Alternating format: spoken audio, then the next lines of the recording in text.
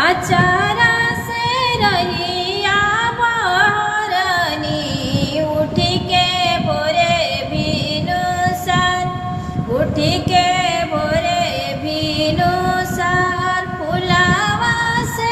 रहिया सजवनी उठी के भोरे भिनुसार उठी के भोरे भिनुसार ओही रैया हे छठी मैया होई के डोलिया सवार होई के डोलिया सवार हाथ जोड़ी रोकबो में डोलिया सुनी मैया रज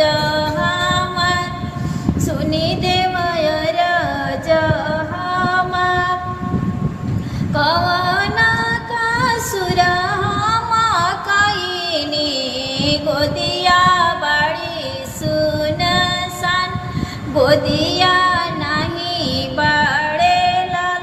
कवन व्रत हम करी भरी जाए गोदिया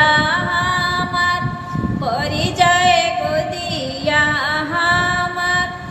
हंसत बालकवारवलू इहे हवे तोहर गुना इहे हवे तोहर गुना अब की क्षमा करी छठी मैया भरी दी गोदिया हमार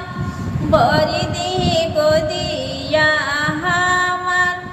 एतना वचन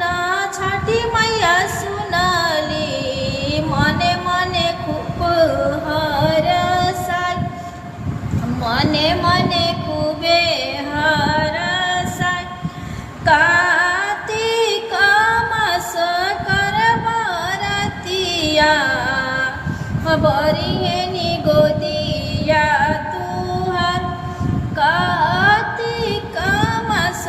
कर छठी बरतिया बरिहानी गोदिया तोहार बरिहानी गोदिया तो